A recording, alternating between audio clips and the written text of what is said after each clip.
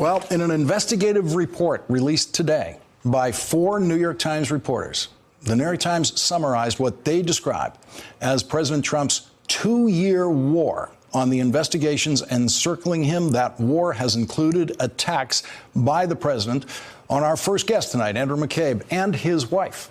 Much of the Times report today is a cohesive assembly of most of it is of things that we already know and have already been revealed about the president's war on the investigations and the investigators, including special counsel Robert Mueller and his staff. But the lead item in the Times report shows the president once again stepping up to the line, if not crossing the line, of obstruction of justice. The Times reports that shortly after firing Attorney General Jeff Sessions, the president called Matthew G. Whitaker, his newly installed Attorney General, with a question. He asked whether Jeffrey Berman, the United States Attorney for the Southern District of New York and a Trump ally, could be put in charge of the widening investigation.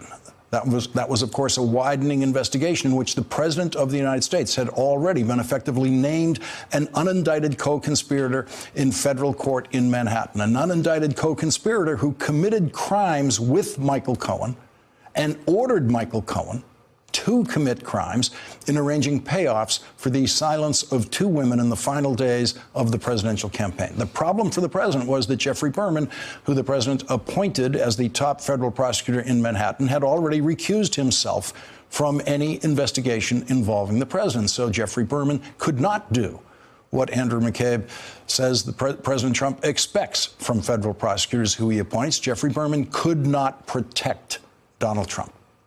In his book, Andrew McCabe writes that what he knows about President Trump, asking then FBI Director James Comey to drop the investigation of Donald Trump's first national security advisor, Michael Flynn, who has pleaded guilty to lying to the FBI. He writes this: after Comey's conversation with the president, he called me on the phone to tell me what Trump said. This was the moment when I realized that the president and his administration were not just inexperienced, not just unfamiliar with the established norms of democratic government. They wished to manipulate the functions of government mainly for their own interests. And joining us now, the author of that passage and the book, The Threat: How the FBI Protects America in the Age of Terror and Trump, the former deputy director of the FBI, who, after the firing of James Comey, became the acting director of the FBI, Andrew McCabe. Thank you very much for joining us tonight. I know you've been through a bunch of these television discussions. And I want to go, let's start actually with the breaking news of the night, which is Jeffrey Rosen, and this question of what kind of experience should a deputy attorney general have. And apparently Jeffrey Rosen has served in the Bush administration, served in the Trump administration, but not in any capacity near the criminal justice system. Mm-hmm. Well, Lawrence, I don't know Mr. Rosen, so it wouldn't be proper for me to speak about his abilities or how he will do in the job. But I will say this: I've had the opportunity to work very closely with several deputy attorneys general. And it is, without a doubt, one of the hardest jobs I think that you could find yourself in Washington. The Deputy Attorney General essentially runs the day-to-day functioning of the department, oversees all of its operational capacity, all of the investigations that take place across not just the department, but all of its component groups. It is an enormous responsibility. So he will very quickly find himself in a super challenging position, and one that will require him to immediately start making some very tough decisions. For instance, as we approach whatever phase Director Mueller is in his ongoing investigation, the continued protection and support of that investigation, which is so important to this country and to the work we expect to see. But isn't that Attorney General Barr's job now? It will be. Attorney General Barr will have ultimate authority over those things, but on a day-to-day level, the Deputy Attorney General will be the person likely to be first interacting with Director Mueller. And also to the New York Times report tonight that the president called up Matthew Whitaker when he became the so-called acting Attorney General and asked if basically he could change prosecutors in New York and restore the guy he appointed, who had already been recused from this. And apparently Matthew Whitaker somehow got it through to the president that you can't do that. Your reaction to that? Any reader of your book will not be surprised by that and will expect that we will, over time, discover more and more such phone calls Donald Trump has made around the administration. Right. So it's not surprising at all, right? Especially when you're familiar with the history that we went through in May of 2017. It's not that different from asking Director Comey to just let go of the investigation of Mike Flynn. Of course, one of the crucial steps that caused us to believe that this president might, in fact, be trying to obstruct justice. So it's not surprising. The reporting in the Times today, but it is incredibly alarming, and it's something that the people in this country should be focused on, should be asking questions about. It cuts to the very heart of the issue that I refer to in the threat, and that is the behavior of this president, the statements of this president, his administration, and his supporters on the Hill are on a daily basis undermining the institutions we count on to preserve a free and fair society in this country.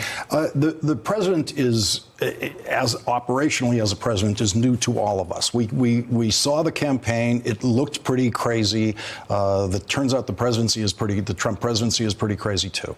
But what maybe some of us thought we could predict would be the behavior of what you just referred to, which is the Trump allies on Capitol Hill, Republican senators, for example, like Lindsey Graham and others, who have surprised me. Mitch McConnell has surprised me in his fealty to Donald Trump.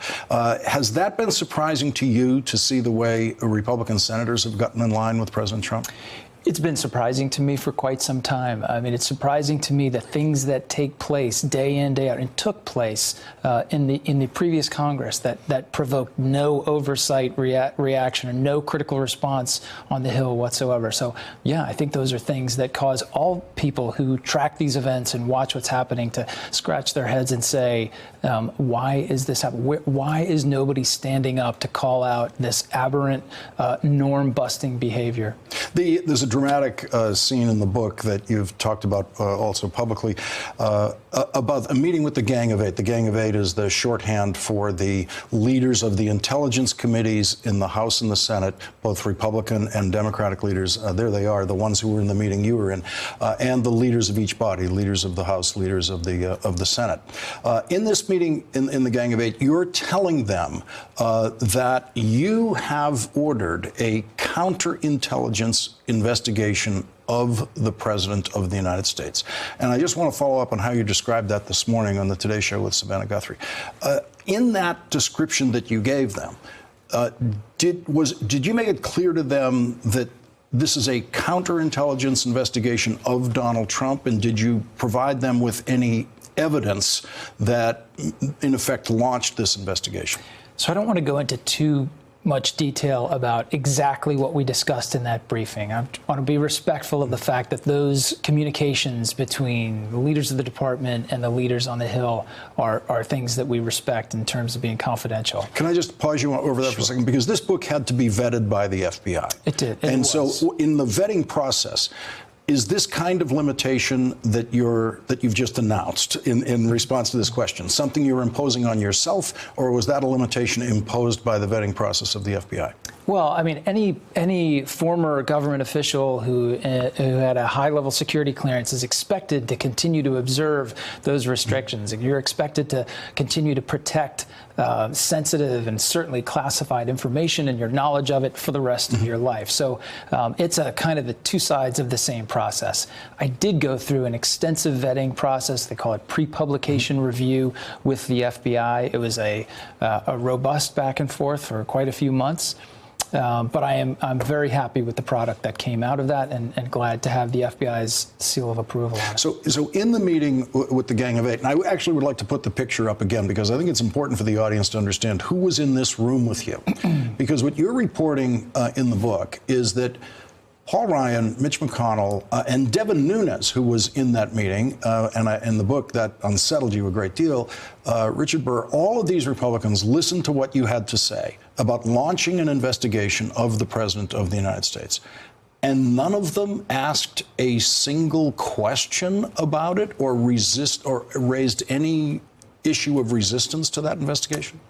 Lawrence, there was no resistance whatsoever. The purpose of the briefing was to brief them on the steps we had taken. I also walked them through the history, how we had gotten to the point where we were at that place and time, and then to brief them on the steps that I had taken during that week. It was the same briefing in which Rod Rosenstein announced to the leadership that he had appointed a special counsel.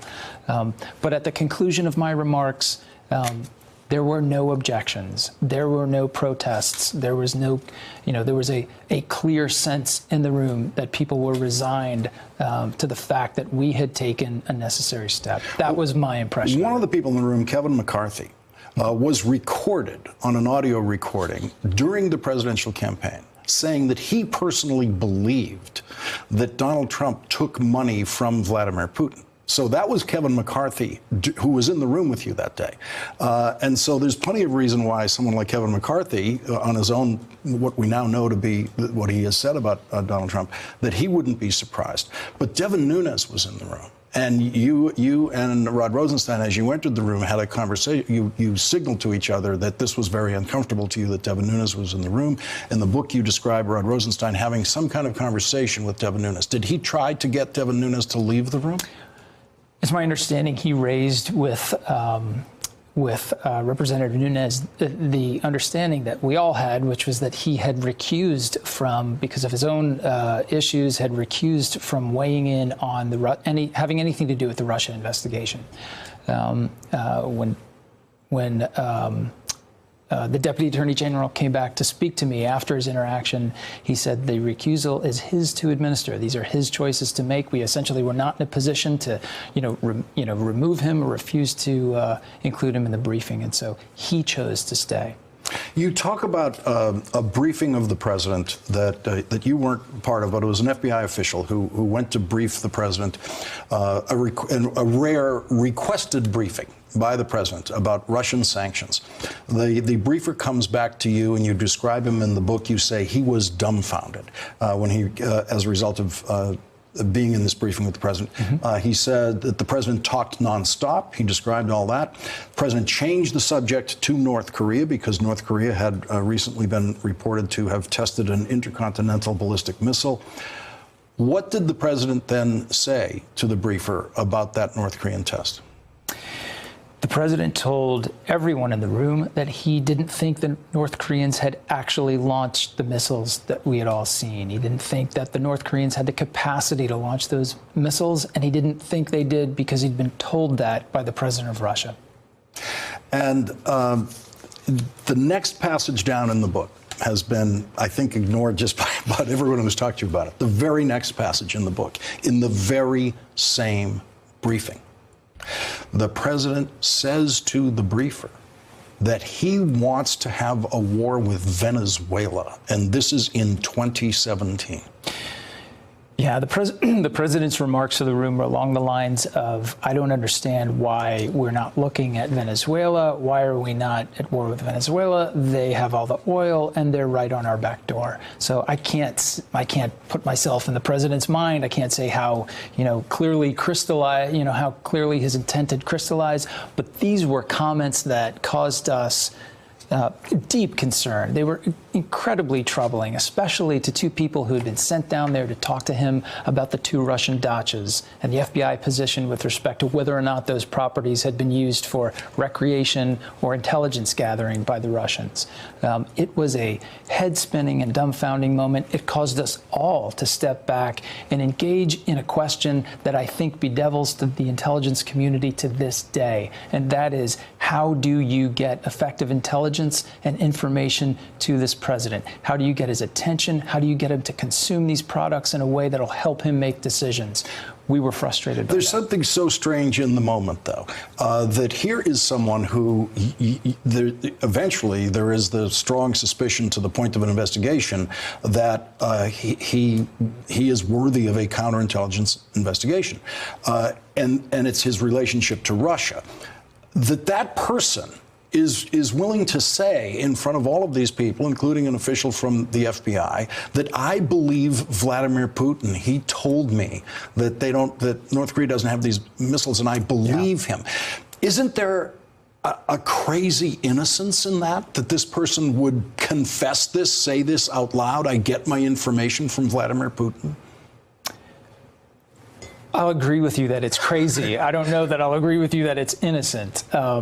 It is it's dumbfounding.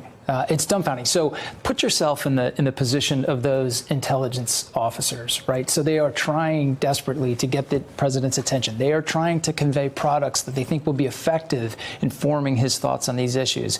And not only is that failing, not only is he seems to be embracing a conclusion that's not supported by any of our intelligence. He says that he believes the words and the advice and the direction of our adversary over those very intelligence officials.